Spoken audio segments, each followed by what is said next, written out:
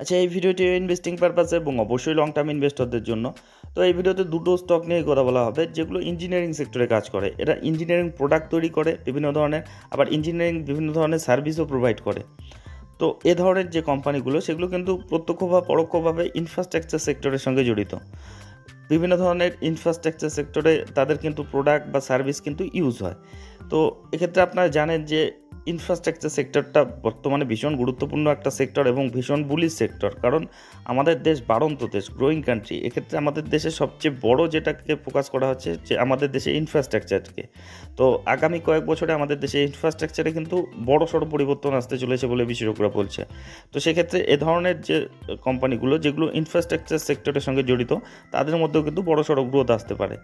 তো এই ভিডিওতে এই কোম্পানিগুলোর যে ফান্ডামেন্টাল, ফিনান্সিয়াল, এদের বিজনেস সব কিছু নিয়ে একটা ওভারভিউ নিয়ে নেওয়া হবে। এতে বোঝা যাবে যে এই কোম্পানিগুলোর মধ্যে কতটা পোটেনশিয়াল রয়েছে ভবিষ্যতে বড় কোম্পানিতে পরিণত হওয়ার। আর সিদ্ধান্ত নিতে সুবিধা হবে যে এই কোম্পানিগুলোকে লং টার্মের জন্য পোর্টফোলিওতে অ্যাড করা যায় কি না। তো যাই হোক, চলে আসি সেই কোম্পানিগুলো পরিচয়ে। তার আগে বলে নিই, এগুলো কিন্তু ছোটো ধরনের কোম্পানি।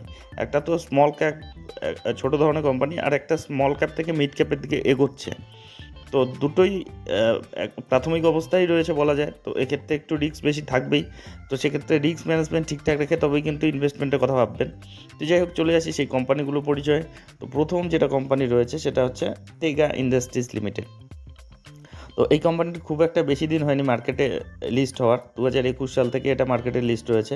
তো এর যদি আপনি বিজনেস দেখেন, দেখুন 1976 সাল থেকে কিন্তু এরা ব্যবসা করছে, মানে বহুত দিন ধরেই ব্যবসা করছে, কিন্তু মার্কেটে মানে শেয়ার বাজারে লিস্ট হয়েছে কিছুদিন আগেই। তো Tega industry is a leading manufacturer and distributor specialised critical and recurring consumable products for global mineral beneficiaries mining and bulk solid handling industry.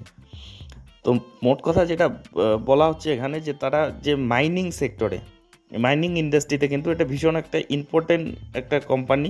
যে মাইনিং ইন্ডাস্ট্রির যে বিভিন্ন ধরনের প্রোডাক্ট হয় সেগুলো তারা তৈরি করে এবং বিভিন্ন ধরনের সার্ভিস কিন্তু তারা প্রোভাইড করে। তো এই কোম্পানির যদি আপনি দেখেন, এরা কিন্তু গ্লোবালি বিজনেস করছে। আমাদের দেশ থেকে যেটুকু রেভিনিউ আসে ম্যাক্সিমাম আসে কিন্তু বিদেশ থেকে। এদের চাহিদা দেশে বিদেশে প্রচুর রয়েছে। দেখুন, the company is second largest producer globally of polymer based mill liner in term of রেভিনিউর দিক দিয়ে আর কি সেকেন্ড লার্জেস্ট গ্লোবালি। শুধু আমাদের দেশের কথা বলা হচ্ছে না, গ্লোবালি কিন্তু এটা সেকেন্ড লার্জেস্ট কোম্পানি। তো বুঝতেই পারছেন এদের যে উপস্থিতিটা কতটা বড় রয়েছে। তো এদের যদি প্রোডাক্ট পোর্টফোলিও দেখেন, পলিথিন রয়েছে, স্টিল রয়েছে, তারপরে সিরামিক বেসড লাইনিং কম্পোনেন্ট রয়েছে, তারপরে বিভিন্ন ধরনের মাইনিংয়ের ক্ষেত্রে যেগুলো দরকার হয় আর কি, সেগুলো বললে মাথার উপর দিয়ে যাবে। তো যাই হোক, এই কোম্পানির যদি রেভিনিউ দেখেন, নর্থ আমেরিকা থেকে 13% মতো রেভিনিউ আসে, সাউথ আমেরিকা থেকে 27% মতো, সেখান থেকে ম্যাক্সিমাম আসে। আফ্রিকা থেকেও ভালো রকম আসে 26% মতো, আর আমাদের এশিয়াতে 11% মতো আসে, আর 13% আসে অন্যান্য রিজিয়ন থেকে। তো এদের আপাতত কিন্তু 6টি ম্যানুফ্যাকচারিং ইউনিট রয়েছে, তার মধ্যে ইন্ডিয়াতে 3টি রয়েছে, আর বাইরে রয়েছে, ইন্ডিয়ার বাইরে রয়েছে 3টির মধ্যে চিলিতে একটি রয়েছে, সাউথ আফ্রিকাতে একটি রয়েছে, অস্ট্রেলিয়াতে একটি রয়েছে। তো বুঝতে পারছেন গ্লোবালি কিন্তু এদের বিজনেস রয়েছে, মানে এদের বিজনেস নেটওয়ার্কটা কিন্তু খুব বড় রয়েছে। তো এদের যদি ডিস্ট্রিবিউশন নেটওয়ার্কও দেখেন, খুব বড় ডিস্ট্রিবিউশন নেটওয়ার্ক। 18টি গ্লোবাল এদের অফিস রয়েছে যেখান থেকে সেলস হয়। তারপরে 14টি ডোমেস্টিক সেলস অফিস রয়েছে আমাদের ইন্ডিয়াতে মধ্যে, ডোমেস্টিক মার্কেট কভার করার জন্য। তো 14টি এবং 18টি রয়েছে গ্লোবালি। এদের অর্ডার বুকেও যদি দেখতে পারবেন, এদের পরপর কিন্তু অর্ডার থেকেই যায়। তো এই কোম্পানিটি বুঝতে পারলেন এদের বিজনেস কিন্তু মানে প্রচুর ছড়ানো বিজনেস, এবং গ্লোবালি এরা বিজনেস করছে।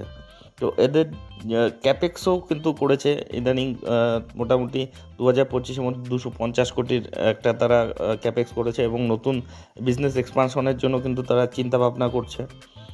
তারপরে এরা যেটা ফোকাস করেছে যে নর্থ এবং সাউথ আমেরিকা, অস্ট্রেলিয়া এবং সাউথ আমেরিকা, এসব জায়গায় কিন্তু তাদের বিজনেস আরও বাড়ানোর জন্য, আরও এক্সপান্ড করার জন্য। তো এদের যে বিজনেসের যে ভিশন সেটাও কিন্তু বড় রয়েছে। তো এখন চলে আসি ডেটাগত দিকগুলো, এটা কেমন পারফরমেন্স দিচ্ছে। দেখুন এটার যদি পারফরমেন্স দেখেন, যখন থেকে মার্কেটে নেমেছে এনএসিতে, যখন থেকে নেমেছে তখন থেকে এখন পর্যন্ত 168% মতো রিটার্ন দিয়েছে। 2021-এর শেষের দিকে একেবারে নেমেছে, বলতে গেলে 2 বছর হলো মার্কেটে। তো এর যদি পারফরমেন্স দেখেন, দেখুন গত 6 মাসের রিটার্ন 63%-এর মতো, গত 1 বছরে 72%-এর মতো সুন্দর রিটার্ন, আর অল টাইমে 167%-এর মতো কিন্তু রিটার্ন চলছে। 1646 টাকায় বর্তমানে চলছে। আর চারটা দেখলেই বুঝতে পারছেন যখন থেকে নেমেছে লেফট টু রাইট সুন্দর করেই কিন্তু উপরের দিকে উঠছে। তো এর যদি আপনি ফান্ডামেন্টাল প্যারামিটারগুলো দেখেন, দেখুন 10,960 কোটির মার্কেট ক্যাপিটাল, মানে জাস্ট স্মল ক্যাপ থেকে মিড ক্যাপের দিকে এগোচ্ছে। প্রাইস আর্নিং রেশিও যদি দেখেন 56 মতো রয়েছে। রিটার্ন অন ইকুইটি 17.3%-এর মতো রয়েছে। বুক ভ্যালু 179 রয়েছে, 1650 টাকার আশেপাশে চলছে। ফেস ভ্যালু 10ই রয়েছে। আর ডিভিডেন্ডও দিচ্ছে 0.12% হিসাবে। এখন দেখুন তাদের ব্যবসা কেমন গ্রোথ রয়েছে, বিজনেস কেমন রয়েছে। তো একেবারে লং টার্মে হিসাবে দেখে নেব গত 5 বছরের হিসাব। 2019 থেকে যদি দেখেন তখন এদের সেলস হতো 634 কোটি, তারপরে সেটা পরের বছর বেড়ে হলো 685 কোটি, তারপরে 2021-এ সেটা বেড়ে হলো 806 কোটি, তারপরের বছর 952 কোটি, তারপরে বছর সেটা বেড়ে 1200 কোটি, এবারে প্রায় 1500 কোটির কাছাকাছি। তো বুঝতে পারছেন কনসিস্টেন্টলি কিন্তু তারা তাদের ব্যবসা বৃদ্ধি করছে, সেলস বৃদ্ধি হচ্ছে। প্রফিটেবিলিটি যদি দেখেন, প্রফিটেবিলিটি 2019-এ ছিল 46 কোটি, তারপরে সেটা বেড়ে হলো 59 কোটি পরের বছর, তারপরে 184 কোটি হলো, তারপরে 155 কোটি হলো, যে 2022-এ একটু কমে গিয়েছিল, তারপরে 236 কোটি 2023-এ, এখন 247 কোটি। তো সেলস এবং প্রফিটেবিলিটি দেখলেই বুঝছেন প্রচণ্ড গ্রোথ রয়েছে তাদের বিজনেসে। এবার চলে যাই তার ব্যালেন্স শিটে। তার ব্যালেন্স শিটটা যদি দেখেন, বর্তমানে তাদের যে রিজার্ভ রয়েছে 1125 কোটি, সেটাও খুব দ্রুত গ্রো করছে। দেখুন 2019-এ ছিল 335 কোটি, সেটা বেড়ে হলো 396, 500 হলো, 600 হলো, 900 হলো, এখন 1125 কোটি। কনসিস্টেন্টলি তারা রিজার্ভ বাড়াচ্ছে, কারণ তারা প্রফিটেবল কোম্পানি, প্রফিটেবিলিটি থেকে তারা ক্যাশ জমাচ্ছে। আপনি ঋণ যদি দেখেন 308 কোটি ঋণ দেখাচ্ছে, তার মধ্যে লং টার্মে রয়েছে 116 কোটি, যেখানে তাদের ক্যাশ রয়েছে 1100 কোটির কাছাকাছি। তো স্ট্রং, যথেষ্ট স্ট্রং এদের ব্যালেন্স শিট রয়েছে একটা ছোটো কোম্পানি হিসাবে। এদের যদি আপনি শেয়ার হোল্ডিং প্যাটার্নেও যান, সেখানে দেখবেন 74.78% রয়েছে প্রোমোটার, মানে ম্যাক্সিমাম যতটা থাকা যায় প্রোমোটার তার কাছাকাছি রয়েছে। 75% ম্যাক্সিমাম থাকা যায়, 74.78% রয়েছে।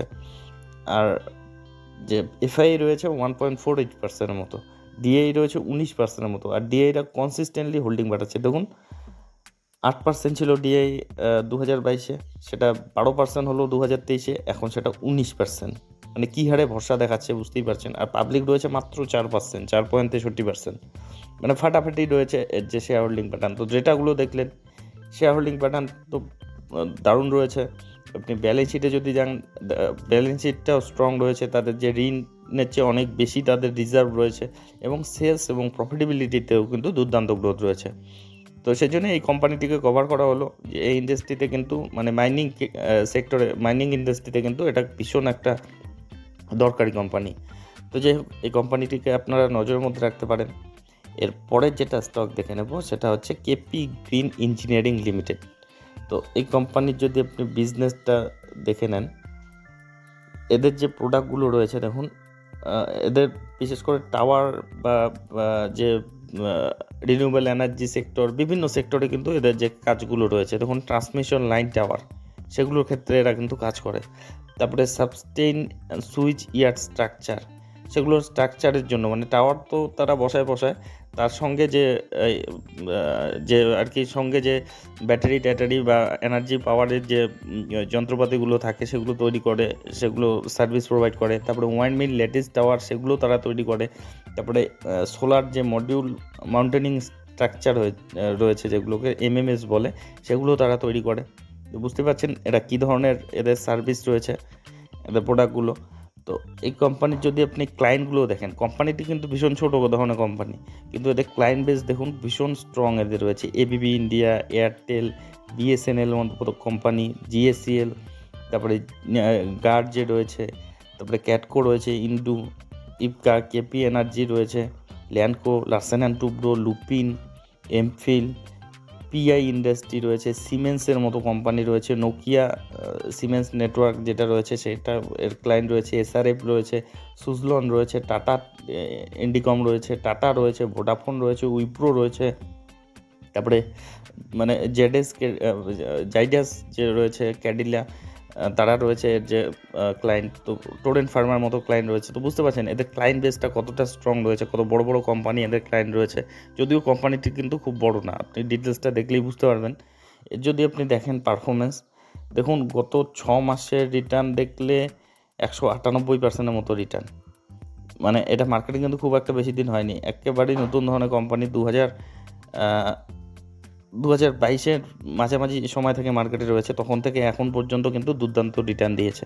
623%, 23 টাকায় বর্তমানে চলছে, 623 টাকায়, আর 200%-এর কাছাকাছি রিটার্ন দিয়েছে এই মানে 1 বছরও হয়নি বলতে গেলে। তো বুঝতে পারছেন কেন কী ধরনের গতি রয়েছে। এখন দেখুন এদের এই গতিটার সঙ্গে তাদের বিজনেসের সামঞ্জস্য রয়েছে কিনা। তো চলে যাব তার বিজনেসে। তো প্রথমে দেখে নিই এর যে ফান্ডামেন্টাল প্যারামিটারগুলো। 3137 কোটি এর মার্কেট ক্যাপিটাল রয়েছে, প্রাইস আর্নিং রেশিও 88 রয়েছে, একটু হাই রয়েছে। রিটার্ন অন ইকুইটি 109%-এর মতো রয়েছে, বুক ভ্যালু 53 রয়েছে, 627 টাকার আশেপাশে চলছে। ফেস ভ্যালু 5 রয়েছে, ডিভিডেন্ড আপাতত দিচ্ছে না। এখন দেখি এদের বিজনেসটা কেমন চলছে, এটাই মূল বিষয়। তাদের বিজনেসের গতির সঙ্গে তাদের শেয়ার দরের গতি সামঞ্জস্য রয়েছে কি না। তো সেলস যদি দেখেন 2023-এ তাদের সেলস ছিল, এটা হচ্ছে হাফ ইয়ারলি রেজাল্ট। তো যাই হোক, যদি লং টার্মে দেখে নিই 2020 থেকে, দেখুন 2020-তে এদের 49 কোটি মাত্র সেলস ছিল। তারপরে 2021-এ কমে গিয়েছিল, কোভিড টাইম 39 কোটি হলো। তারপরে দেখুন 78 কোটি 2022-এ, দ্বিগুণের চেয়েও বেশি। তারপরে দেখুন 78 থেকে একেবারে 114 কোটি 2023-এ। 2023 থেকে 24-এ দেখুন আরও দ্বিগুণ, 114 থেকে 349 কোটি, দ্বিগুণের চেয়েও বেশি। মানে কী হারে গতি রয়েছে তাদের ব্যবসায় বুঝতেই পারছেন, এবং সেটাই কিন্তু প্রতিফলিত হচ্ছে তাদের শেয়ার দরে। যেমন 3 কোটি ছিল মাত্র 2020-তে তাদের প্রফিট, তারপরে বছর 3 কোটি, তারপর বছর 6 হলো, তারপরে 16 হলো, এখন 48 কোটি। মানে দ্বিগুণ হারে, 3 গুণ হারে কিন্তু তারা তাদের ব্যবসা কিন্তু বৃদ্ধি করছে। আর তার জন্যই কিন্তু আপনি দেখতে পাচ্ছেন যে 1 বছরেই রিটার্ন কত পার্সেন্ট রিটার্ন দেখা গেল, মোটামুটি 196, 200%-এর মতো রিটার্ন। এর যদি ব্যালেন্স শিটে যাওয়া হয়, ব্যালেন্স শিটে দেখুন 242 কোটি রিজার্ভ রয়েছে, সেটাও খুব দ্রুত গ্রো করছে। 2020-তে ছিল 13 কোটি, তারপরে 15 কোটি হলো, 19 কোটি হলো, 32 কোটি, এখন 242 কোটি। কারণ তারা প্রফিটেবিলিটি কিন্তু দুর্দান্ত গতিতে বাড়াচ্ছে, আর সেই প্রফিট থেকে কিন্তু তারা রিজার্ভ বাড়াচ্ছে। ঋণ যদি দেখেন, ঋণও রয়েছে, ঋণ মোটামুটি রয়েছে 37 কোটির মতো, তার মধ্যে লং টার্মে রয়েছে 18 কোটি। তো তার চেয়ে অনেক বেশি তাদের যে ক্যাশ রয়েছে হাতে, 242 কোটি তাদের ক্যাশ রয়েছে। তো প্রচণ্ড স্ট্রং এদের ব্যালেন্স শিটও রয়েছে। আপনি শেয়ার হোল্ডিং প্যাটার্নে যান, শেয়ার হোল্ডিং প্যাটার্নে 66%-এর মতো প্রমোটর রয়েছে, এফআই রয়েছে 7%-এর উপরে, 7.5%-এর মতো, ডিএই রয়েছে 1.5%, তারও বেশি, আর পাবলিক রয়েছে 24%-এর মতো। তো একটা ছোট কোম্পানি হিসাবে যার মার্কেট ক্যাপিটাল মাত্র 3000 কোটির আশেপাশে, তার সেই হিসেবে কিন্তু যথেষ্ট স্ট্রং এর ব্যালেন্স শিট, মানে এর যে শেয়ার হোল্ডিং প্যাটার্নটা রয়েছে, এফআই, ডিআই, প্রমোটর সকলে কিন্তু ম্যাক্সিমাম পরিমাণেই রয়েছে। তো সেই জন্য এই দুটো কোম্পানিকে পরিচয় করে দেওয়া হলো যে এই দুটো কোম্পানির ডেটাগুলো কিন্তু ভীষণ স্ট্রং, এবং এদের যে বিজনেস করে আর কি, সেই বিজনেসের ক্ষেত্রে কিন্তু খুব ভালো রকম ব্যবসা করছে। ছোটো কোম্পানি, নতুন ধরনের কোম্পানি, কিন্তু বিজনেস কিন্তু নেটওয়ার্ক বলুন, বিজনেস স্ট্রাকচার বলুন, খুবই স্ট্রং রয়েছে। তো ভবিষ্যতে সেই জন্যই বিশেষজ্ঞরা বারবার বলছে যে এই কোম্পানিগুলো কিন্তু প্রচণ্ড পোটেনশিয়াল রয়েছে ভবিষ্যতে বড় কোম্পানিতে পরিণত হওয়ার। তো যাই হোক, এই কোম্পানিটির পরিচয় নিয়ে এই ভিডিওটি ছিল। তো এ ধরনের ভিডিও যদি আপনাদের উপকারে লেগে থাকে তবে অবশ্যই চ্যানেলটি সাবস্ক্রাইব করে রাখবেন। আর একটা বিষয়, অবশ্যই এগুলো ইন্ডিভিজুয়ালি কভার করা হচ্ছে, প্রশংসা করা হচ্ছে, তাই বলে এগুলোকে রিকমেন্ডেশন হিসেবে নেবেন না। কারণ শেয়ার বাজারে আমি কোনো বিশেষজ্ঞ নই, কিংবা সেভেরিয়েস্টার অ্যানালিস্টও নই। আমি যা দেখছি, শিখছি, অনুভব করছি, সেগুলোই আপনাদের সঙ্গে শেয়ার করছি। আর আপনি যখন ইনভেস্টমেন্ট করতে যাবেন আরও ডিপলি অ্যানালাইসিস করবেন, আপনার যে ফিনান্সিয়াল অ্যাডভাইজার রয়েছে তাদের উপদেশ নেবেন। আর অবশ্যই এগুলো ছোটো ধরনের কোম্পানি, রিস্ক প্রচণ্ড থাকবে, তো রিস্ক ম্যানেজমেন্ট ঠিকঠাক রেখে তবেই কিন্তু ইনভেস্টমেন্টের কথা ভাববেন। আর এই দুটো কোম্পানি সম্বন্ধে আপনাদের মতামত কি কমেন্ট বক্সে লিখে জানাবেন। তো যাই হোক, ভিডিওটি শেষ পর্যন্ত দেখার জন্য ধন্যবাদ।